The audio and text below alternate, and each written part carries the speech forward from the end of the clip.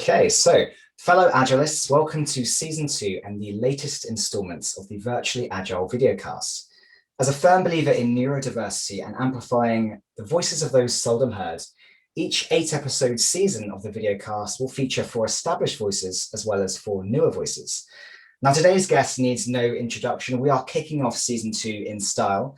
Watchers of the show will know how passionate I am about retrospectives, so I've been looking forward to this guest for quite a while. She's known alongside Esther Darby as a goddess of retrospectives, co-founder of the Agile Fluency project and advisor to Retrium. I'm pleased to welcome Diana Larsen. It's great to have you here today. Thank you. Thank you, Chris. It's good to be here. So first question I always ask any guest, just firstly, how are you today? I'm doing very well today. Thank you so much. I've been very fortunate all through the pandemic to weather it well and in a good situation. So things are going well for me here. Wonderful to hear. Now, given the theme of the videocast is about amplifying newer voices, who do you think is doing some great work out there? Whose voice should be heard? Who should I perhaps reach out to and get involved in the show, Diana? Well, J. Allen Morris and Kristen Clancy, who together wrote the book, The Retrospective Facilitator, I think are out there giving all of us some great ideas for how to move that forward and how to do a better job on things like retrospectives and all the other meetings that we have online. And the other person who comes to mind is Enrico Teotti, who in the last several years has just really zoomed to the forefront of my mind when I think about particularly online retrospectives. He is the director of the Agile Alliance's Principle 12 member initiative. And he also has a podcast called This is Retrospective Facilitation so I think the two of you would have a lot to talk about as well. It sounds like he and I should connect and definitely think we'd have a lot to talk about. Retrospectives, I think, are definitely my favorite ceremony. And the reason being is it's just a wonderful opportunity as a team just to take a step back and reflect, but also take yourself forward as well to a future state and just imagine where you could be. So I'm a huge fan. And obviously you are co-author of one of the seminal books on retrospectives, Agile Retrospectives, Making Good Teams Great. Fantastic title, which was written in 2006, I believe. It was published in 2006. It took us about 2 years to write it. So it was an interesting journey, but yeah, it published in the summer of 2006. Okay. So it's almost 15 years old. Almost. I mean, given the time of publishing and the era we were in back then, obviously the book is like a bit of a pocket guide and saying how to do and how to facilitate this, and this is a format you could try, and these are the materials you could do. It literally goes down to the details, what materials you need on the day and what outcomes you're looking for. And it's obviously lending itself to the physical environment, everyone being co-located. Right. So have you perhaps thought of updating it for the virtual environments, or is it that you've seen the flame being carried on by some of those great people you mentioned earlier in terms of the remote world? Well, we've seen the flame being carried on. That is absolutely true. But I'm happy to announce that just last week, Esther and David Horowitz and I signed a contract to write a second edition of the Agile Retrospectives book. Wonderful. So with David's involvement, we'll definitely have quite a bit more about retrospectives with teams that are working remotely, working virtually. As well as other kinds of things that Esther and I have just learned along the way. In the past 15 years, we've learned a couple of things. I mean, you'd hope you'd learn a few things in 15 years, right? Yeah, I mean, it's a book all about learning, right? Yeah. So we will be adding in. We're estimating that we're probably going to increase the amount of material in it by probably at least half. And maybe more than that. There's just a lot more to talk about now that we've seen so many different teams doing retrospectives, and some of them getting benefit from them, some of them holding a meeting that they're calling retrospectives that they don't get any benefit from, and some advice around that as well. So we're we're hard at work.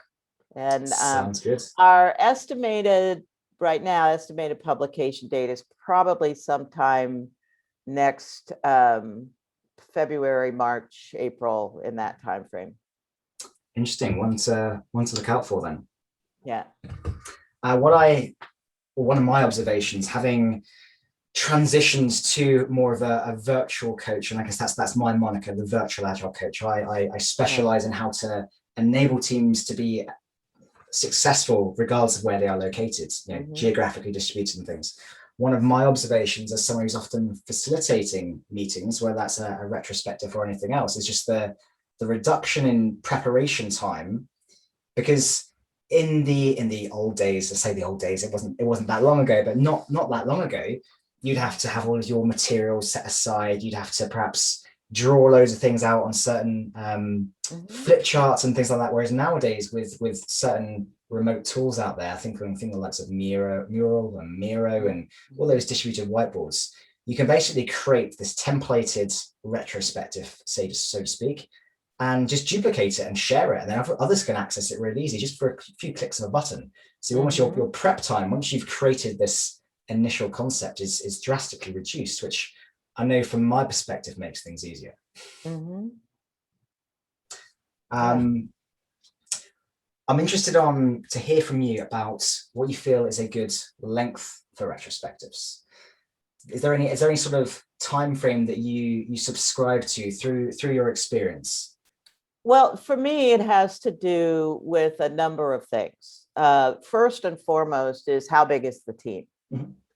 What we're trying to do in a retrospective is take people through a learning and thinking and deciding process together, so that it's sort of the team becomes one mind, so to speak. And so the thing that an individual can do in really literally a split second, kind of be going along, thinking about their life, thinking about their environment, sort of setting the stage for noticing something, and then seeing something in their environment that isn't the way they want it to be, or that they think they could improve in some way, noticing that, looking at some information about that, just thinking about how they'd like it to be different, and then deciding to make a move. That happens in a split second in the human brain. But when you've got a group of people and you want to move them all through that exact same human decision-making process together, it just takes longer. So, a 3-person retrospective versus a 9-person retrospective, you're going to have to adjust the amount of time that you spend, because there's just more brains involved, more people to get in sync. And then also, it depends on the length of time you're looking at. Are you looking at a 1-week sprint? Are you looking at a 2-week sprint? Are you looking at a major release that is, maybe stretches over months? That also changes the amount of time that you would want to use in the retrospective. And then the third thing is, has there been conflict or controversy or extraordinary challenges that aren't sort of the normal workplace challenges that we see, but have you had much more difficulty with tools than anybody expected, or all of those kinds of things? That also can cause you to need to add time to your retrospective. So if I'm looking at a 7 to 8 person team, or maybe even 5 to 8 person team, and we've got a 2-week sprint or a 2-week iteration, and we're we've had kind of the normal sticky points, but nothing big has happened. I'm probably, and because we're going to be remote, and so people are going to need some additional thinking time, and we're going to need to use some other processes, I'm probably going to start with like 75 minutes. And then after a couple of times of that, I will know if I can reduce that a bit for this group. Have they really taken to it really well? And maybe I'll reduce that down to a 50-minute or 55 minutes, so to always give a break between time for the retrospective. Or if we encounter something that makes the focus question more complex, I might bump it up to an hour and a half. So I tend to start from about the 75-minute timeline and then adjust from there, because in my experience, to get people to take a few minutes to set the stage, to get people's head in the room, and then do a good job of examining what happened and doing the data gathering, doing a good job of figuring out what that means to us, how do we interpret that data, and what are some ideas we have about how we'd like to move it forward. And then actually, if you do a good job of those two, then actually making the decision about what to do going forward in the team usually doesn't take as much time as you might think. And then we need a little time to close the retrospective. You're pretty much at 75 minutes. Yeah, it's a great answer. I mean, you've reflected on some of the many variables which would influence the duration of a retrospective. Right. Well, there's no one size fits all solution, right? Right. And for teams that are doing mob or ensemble programming, and they're having what a lot of them are calling micro retros after every Pomodoro, after every 20 minutes, well, that's a 3-minute retrospective. Yeah. Right. Because mob ensemble teams tend to be a bit smaller. They tend to be more 3 to 5.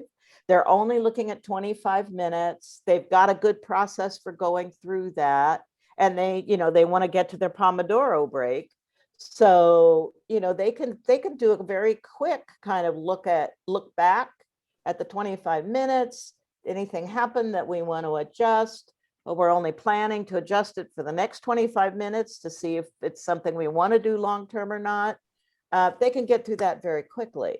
So, this consultant answer, it depends. It depends. Knew it was going to come up. It depends. I guess what I like there is, again, you've highlighted the range of possibilities that could occur, and the most extreme example there was it could be a 3-minute retro, right? It could be that your team's feedback loop is so small and so iterative that actually they don't need to wait for a few weeks later to bring it up. They could bring it up as they come along. And again, sometimes I've worked with teams that say, well, why do we need to wait for a retrospective in 2 weeks' time? Maybe it's that you add a question to their daily stand-up saying, is there anything new we need to try differently today? And that works for them and their situation. Yeah. Interestingly, I hear about more and more teams that are doing end or beginning of day retrospectives, just very 15, 20 minutes. And yeah, so that works too, for sure. Depends on the team and what works for them, right? Yeah.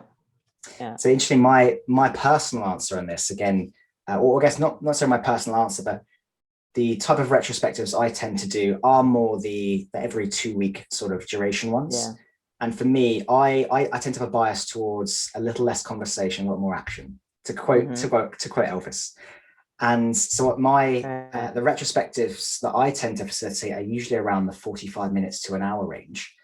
But that is based on a shorter time frame. It's not a major release. It's probably a more mature team that are used to doing it. Right. So it's not a team that's new to doing this. There's more inbuilt maturity and context and stage setting that's kind of there. Yeah. So you need less time to set the stage, less time to get their heads in the room. They show up ready to dive into the retrospective. You probably let them know what the focus is going to be ahead of time, so you don't have to discuss that at all. That makes perfect sense for teams who are experienced with doing retrospectives and team members who develop some skill in how to participate. And how to be good participants and get their ideas out and discuss collaboratively and not be at loggerheads with each other and those kinds of things. So yeah, that time frame makes perfect sense for that. Good stuff. Yeah. Next question I have for you, it does center around retrospective still. The pandemic has brought about a major shift towards the majority of people in a knowledge working world working remotely. And of course, this brings into fruition more retrospectives being done virtually, remotely, using various tools. What, in your view, would you say is the biggest challenge or difference that a team that may have been used to doing retrospectives face to face will face when that is now in a virtual environment instead? I think they'll face the same challenge. I think a lot of them will face the same challenge that I faced when we all moved into, I mean, at Agile Fluency Project, we've been doing workshops online for some time, since, I don't know, 2015, 2017, something like that. So, but when I got faced with working from home and everything being online and all the meetings that I needed to facilitate being online, my first thought was, how do I replicate the in-person environment in the online environment? And the one thing I learned very quickly, I think, I thought felt quick to me, that to what I call the carob and chocolate analogy, right? I really like in-person meetings. I really like chocolate. But now somebody's handing me this new thing. They're handing me a chunk of carob, right? And they're saying, hey, this, you could use this just like you use chocolate, right? It's, you know, and I took a bite and it's like, no, this isn't like chocolate at all, right? And online meetings aren't like in-person meetings in many ways. So what I learned with carob and chocolate is, if I'm going to eat carob, I have to like carob for its own sake. I can't be trying to make it into something it isn't. And so what I began to do fairly early on was start looking at what are the things that we can do online that are special to online, that are unique to online, that we couldn't have done in an in-person workshop. And my first epiphany around this was, I was in a meeting with a bunch of people. There must have been 20 to 25 people in the meeting. So we had a complete gallery Zoom view, right? And the facilitator asked a question that was kind of a do you or don't you kind of question, right? And she said, if you do whatever it was, take a sticky note and put it over your camera. So like this, right? Yep. So, right.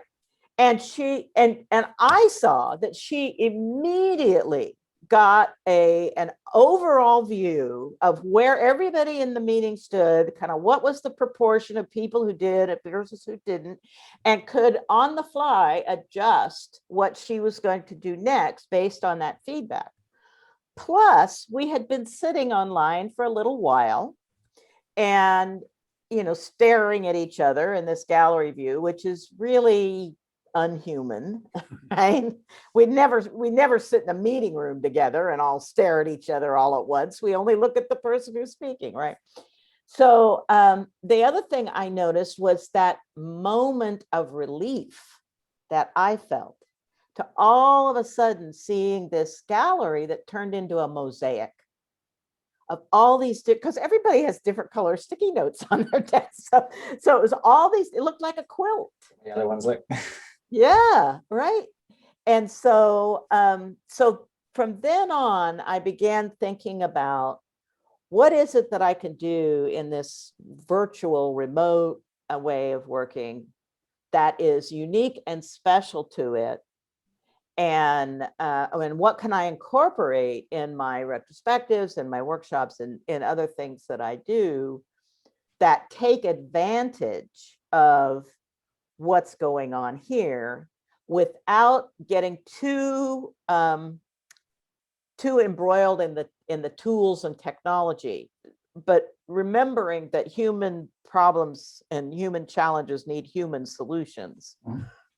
You know, what can I adjust? So I started to become very alert to any instances of that sort of thing that I encountered and sort of incorporating those into my toolbox. Very nice. So, yeah. I think I've gone over a similar journey in learning how to create an experience that's virtual, not just replicating what happened in face-to-face and just trying to copy and paste it into a virtual environment. There are lots of variables in play which cause different challenges. There's different dynamics. You know, you've got the fact that when often if you're using a virtual whiteboard, for example, and people are adding things anonymously, there's almost a greater level of psychological safety because no one can actually see who was the one who wrote that. And then they can only, or they only have to speak up about it if they feel comfortable doing so. So it almost escalates the level of psychological safety you can have. There's things you can do with just making the experience of collectively just making a decision even more immersive. So I tend to create a lot of themed retrospectives, you know, whether that's Friends, the TV show, Pirates of the Caribbean, Taco Tuesday, like Mike Cohen challenged me to do. And it meant that when it came to dot voting to down select and move towards a consensus, you can dot vote with little tacos. And it just you couldn't do that face to face or not easily. Right. So it just, there's lots of little things you can do that just make it a better virtual experience. And I guess you've got to reflect, and this is, I think, why I have a bias towards shorter retrospectives. We're not designed to just be looking at a screen all the time. And our attention spans, in fact, are not designed for that level of continued focus. So this is why I tend to shorten retrospectives. I'd rather have a shorter retrospective that was good and made sense for the people rather than a long one where by the end of it, people are getting a bit tired and unproductive and needing a break and that sort of thing. Yeah. So before, when I was talking about the 75-minute or hour and a half retrospective, when I do that, I build in a lot of screen off time. I make sure that we have activities where we're seeing each other and interacting with each other, but then also times when the screen is off. So we get that bit of relief there too. And even a break, you know, get up and I will have physical breaks. We will have turn off your screen and have a dance party, or you know, get up and walk around your desk 3 times, or you know, so short things, but that help to mitigate that unremitting time on the screen, staring at a block of 12 other people, you know, that sort of thing. Yeah, that it has to be, that's one of the things that I consider sort of the human problems that we need to find human solutions to, and not always technical or technology or tool solutions to. So I've interestingly been exploring with how to experiment with the range of senses you can invoke from a retrospective. So rather than it just being you're looking at a few words and you're writing I want to stop, start, continue. Why can't it be, hey, go to the kitchen and grab an object which you think represents the last iteration and explain why? Just something kinetic, getting people up and moving. Maybe it's we're doing a retrospective on Queen the rock band, and it's We Will Rock You. What kudos do we want to celebrate? And you're playing the music in the background as you do it and creating a bit of atmosphere. Trying to explore how you can use a range of senses rather than just looking at a screen and absolutely, yeah. Again, I find that helps with creates something a bit more immersive and engaging. So I think people who are engaged in the retrospective are probably going to get a better outcome, at least in my experience. Yeah, for sure. Yeah. I'm interested to talk with you about retroing the retro, and I think you kind of alluded to it earlier. How do we know that a retrospective is delivering value, is proving as useful as it can be? Are there any techniques you subscribe to in order to ensure that retros themselves are being continuously improved? Yeah. Well, one thing I do, and that we recommended 15 years ago in the book, is as part of closing the retrospective, always take a moment, just a brief time, to actually get some feedback on how did that retrospective go. So for the facilitator, and actually even for the participants, to kind of take that time to reflect on, you know, well, what was this retrospective like for me? And did I get what I hoped to get out of it? And do I have any ideas about how this facilitator could improve things next time? That's feedback. It's not another whole retrospective, but it's a little bit of feedback that we all need to be able to then we can go away and do our own retrospective on the experience and make some choices about how we want to improve moving forward. So I think that's really important. And I think it gets left out of a lot of retrospectives. And then also, I think there's always the opportunity to have, how can we get more out of our retrospectives as a retrospective focus from time to time?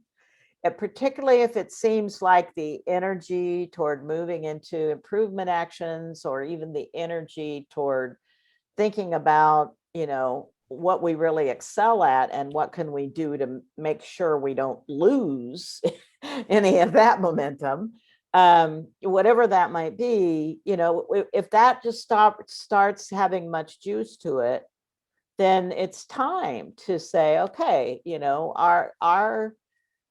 our improvement efforts are falling off or just losing juice for us. What do we need to do to regain the energy around becoming truly the greatest team we can be together? Because retrospectives are a wonderful tool for becoming the greatest team we can ever be together. And so kind of re-energizing that through focusing back on how our retrospectives been going and what would we like them to be in the future. Completely agree. Retrospectives are that wonderful technique to just check in as a team. How can we be better? How can we be the best team we can be? I've been increasingly experimenting with using what you've just described as, at the end of a retrospective, in the summary portion, a bit of a quick feedback loop at the end. And I tend to use a fist of 5. So I tend to say, right, rate this retrospective, and it will be based on the theme. So if it's Pirates of the Caribbean, you're using a piece of 8 to 5 or 1 pieces of 8, and 1 means kind of not everyone in the team attended, and you might have identified some action improvements, but no one's owning them and that sort of thing. Whereas 5 is everyone felt safe to speak out without fear of judgment. Actions were identified and they were owned. The time box was respected, kind of driving the good behaviors, and it allows the team at the end to say, well, this is more of a 3. So next time when we do this again, okay, we need to try and think about how we can hit that 5. Right. It tries, I think for me, it's something I'm experimenting with. I'm liking it so far. It seems to be getting good feedback. I think it's helping to build in, by setting the expectation at the beginning, what a good retro looks like, what behaviors we want to demonstrate within it. And I also love the Norm Kurth's retro prime directive as a setting the stage starting point. We're here for unconditional positive regard. We don't care about blame. Set the stage there, and then wrap up the end with how do we do it? How do we go on? Yeah. Wonderful. So a little bit beyond retrospective, I think you alluded earlier to the Agile Fluency project, and I understand your role within that is chief connector. Yes. So I'm keen to understand a bit more about that role and what the Fluency project entails. Well, when we formed the Agile Fluency project, James Shore and I, and we had one other partner at the time, we talked about, do we need job, when we made it into an actual formal business with our, governmental registration and all that stuff. So, we faced the question, who's got what job title, what do we want those to be? And, it's was a very tiny company then, and it's still small. And so we said, CEO, COO, that just seems like a lot of hubris. And so we thought about, well, what titles would we like to have, and what titles do we think fit each other? And so in the end, we ended up with James Shore is the chief improver, and I'm the chief connector. So that means that I'm in charge of all of the things that have to do with the Agile Fluency project, that mean reaching out to folks, doing things like this podcast, making sure that our materials are accessible, taking care of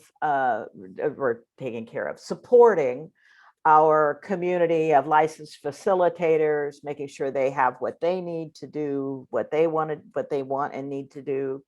All of that whole complex of marketing, sales, community management, kind of keeping things going that has to do with building relationships.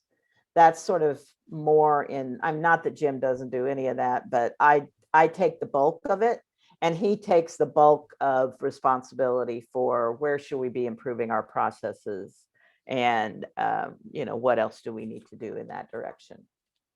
So it is a good way of identifying our separate strengths and why we work well together as a team, because we have enormous respect for each other. We value each other's capabilities. I just think the world of him and what he can do. And of course, he's working on the second edition of his Art of Agile Development book too. That's another cool thing. And our skills are so complementary that it really has helped us. And so the job titles just help us remember that, right? Yeah. Interesting title. I'm seeing an increase in these sort of diverse or different job titles. Yeah. I'm seeing Chief Happiness Officer. Yeah. That one put a smile on my face just by seeing it. And I like that, because I interestingly had a conversation with someone recently, and they said, "Oh, I'm a full stack agile coach." And I was like, "Well, what does that mean?" And I said, "Well, I'm a bit broad across many things. I'm not a technical agile coach. I'm not a people-focused agile coach. I'm just kind of a bit of everything." And I thought, well, if under that logic, I'm definitely more of a people-focused agile coach. I try and create an architect, an environment where people are enjoying themselves as much as possible, believing that will result in better outcomes. So if there was a role that I could have that was beyond an agile coach, it would be a Chief Happiness Officer. But yeah, interesting to hear chief connector out there. Right. Well, and I think it's a useful thing. So some people have that ability, I guess, to be what this person called a full stack agile coach. But most of us, I think, lean more toward the human process, work process side, that sort of thing. And others lean more toward the technical side. And where we don't have the skill or inclination to try to be all things, like your full stack person said they wanted to be, then it helps you understand where you want to create partnerships in your network. Because a team that you're working with as a more teamness oriented coach might need to have someone that they can regularly reach out to around technical issues that come up, and vice versa. So I think that it gives us the opportunity to sort of cross-pollinate in our coaching communities around those things. Wonderful. And again, back to neurodiversity, creates innovation, creates great results. Right. So I'd like you to offer some advice to listeners, to anyone who facilitates retrospectives, to anyone wants to up their game in retrospectives. From one of the goddesses of retrospectives, what would be the most important thing that you would advise someone to do or try doing or improve upon to enable them to make a retrospective as successful as it can be?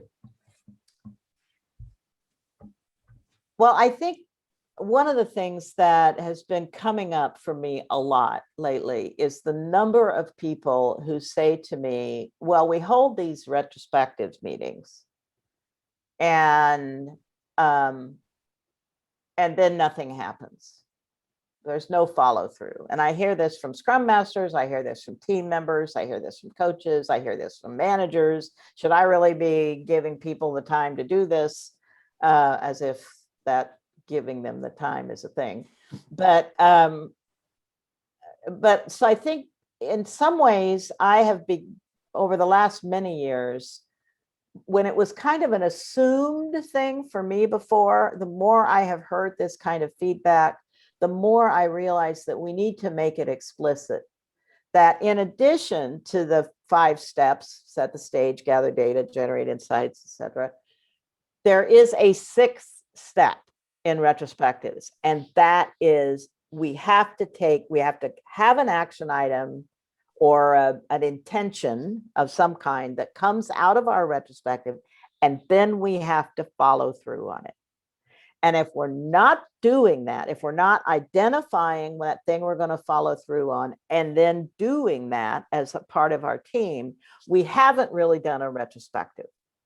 we've had a meeting and we may have had some nice venting time, and some other things may have happened. We may have made 2 lovely lists of things that have worked well and things we'd like to do differently.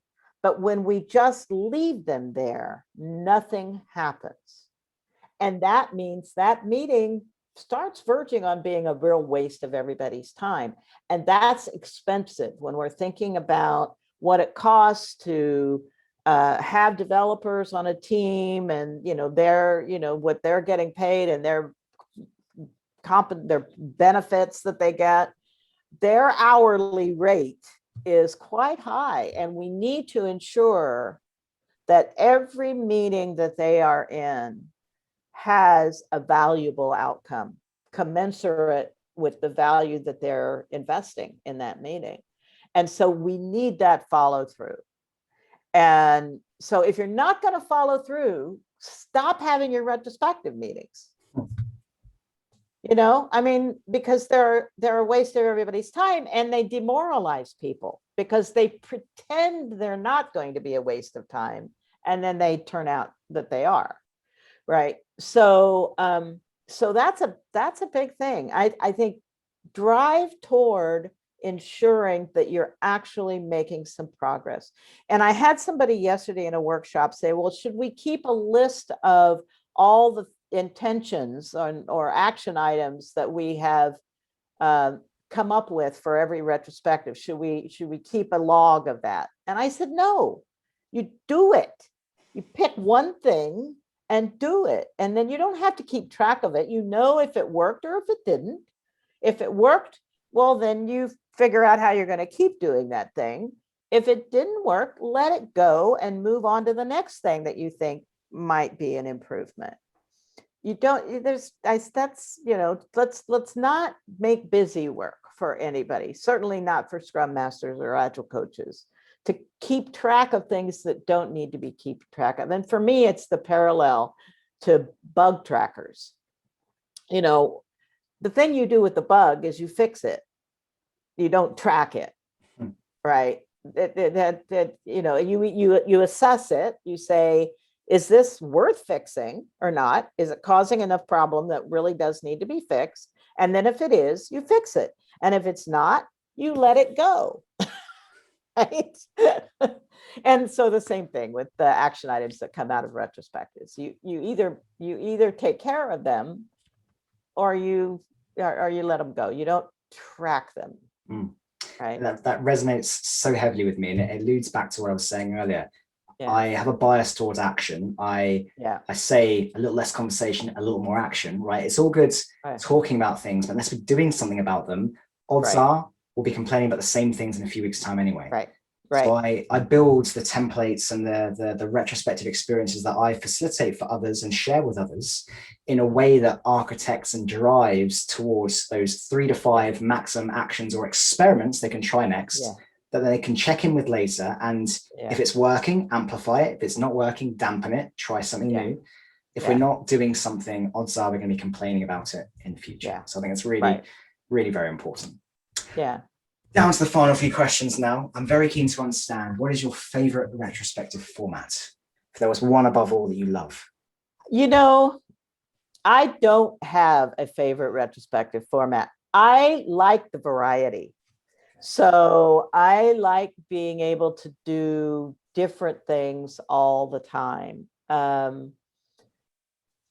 Lately, I've been looking at, so I can tell you my latest favorite thing to look at in retrospectives, and that is another one of those human solutions to a human problem instead of technical. And that is the people, I found it a couple of different places. I found it at connectus.org, and I found it in this new book I just got about rituals for virtual meetings. The idea of hand signs or signals that we do as humans. So where this really doesn't tell anybody that I've raised my hand because you can barely see it. If I want to talk next and I do this, even if there are 12 other people on the screen, you'll notice it. Yeah. If I really agree with something, that little tiny thumbs up is not nearly as good as this. And this isn't nearly as good as something your team invents for itself. So I think, for one thing, when you were talking about keeping engagement,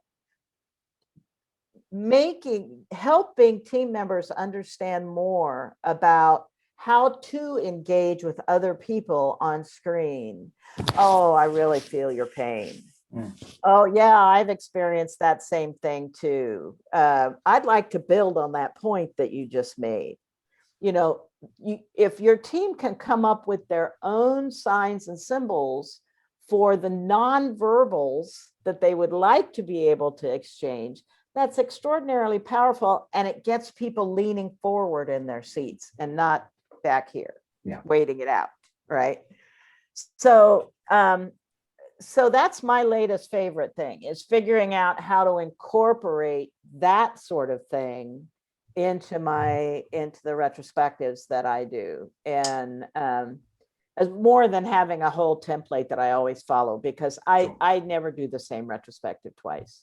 I'm the same. So I've created some almost 50 new themed retrospective templates now. They're all out there. And I'll just go, right, this time we're doing this one. In fact, what I do is I empower the team to choose the next one. So it's their decision, not mine. Right. And what I loved there was you bringing in the kinetic element to it, the physical movements.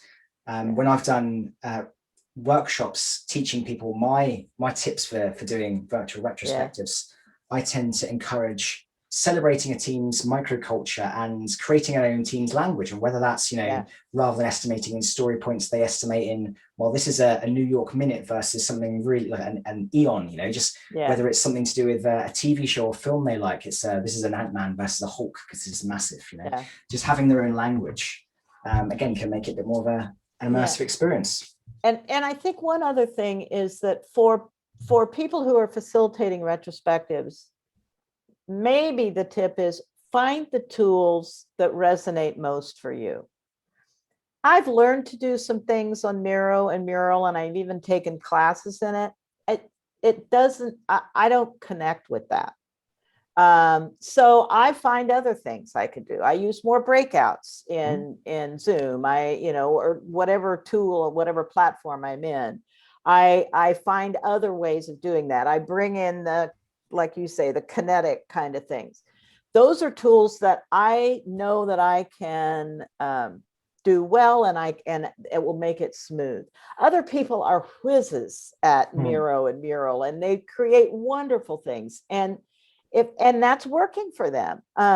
For new people, Retrium, which gives you some pretty simple ways in, might be a tool of choice, right?